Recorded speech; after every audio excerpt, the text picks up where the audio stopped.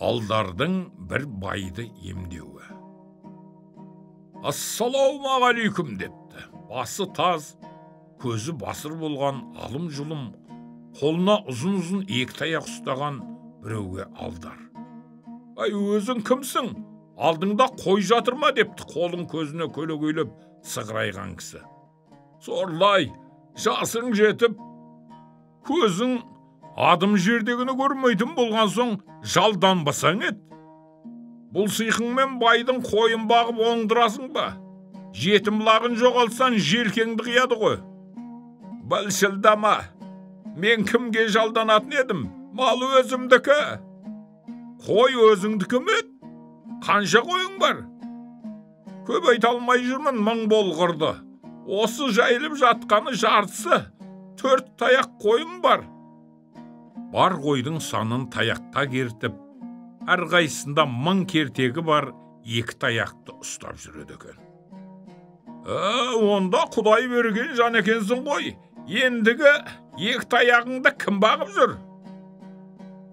Бір таяқ қозымды балам, бір таяқ ешкілағымды тоқалым бағып жүр.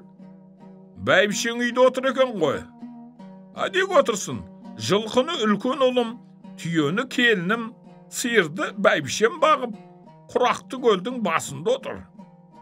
Осынша көп малдың иесі болған соң, жалшы неге жалдамайсың?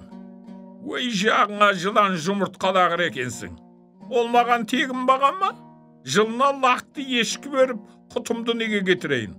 Осы бір көзі құрғыр, күн қағып, түк көрмей қалып отыр. Отарлап бағып, соны өріске алып кетіп едім.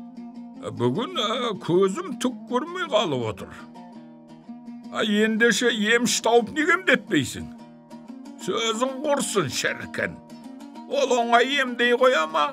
Қой сой, соның өкпесімен қағам, жамбасымен төсін терісін орап, үйіме алып кетем, 7 күн жатып, қалған етін жеймін дейді. Үйтіп емдетіп, шыңға батқанша жүре бергенім жақсы.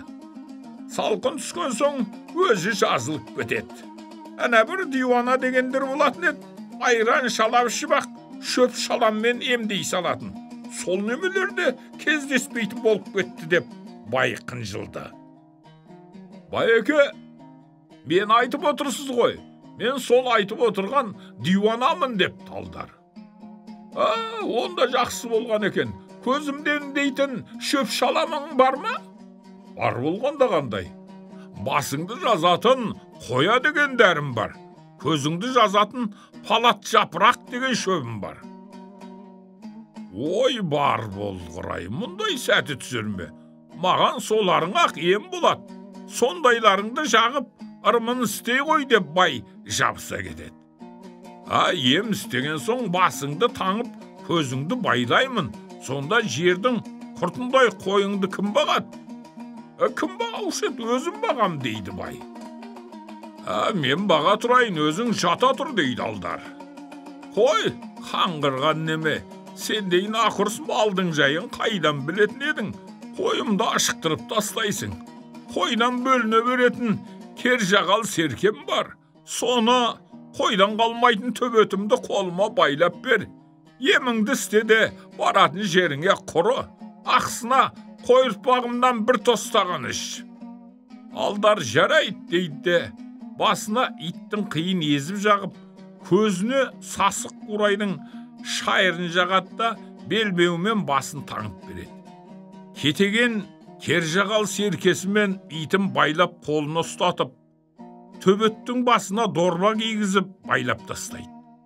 Тұмшаланған ит жұлқына тартып, байды бетімен қаңғыртып кете беріпті. Қойды айдап, Алдар ауылына келді.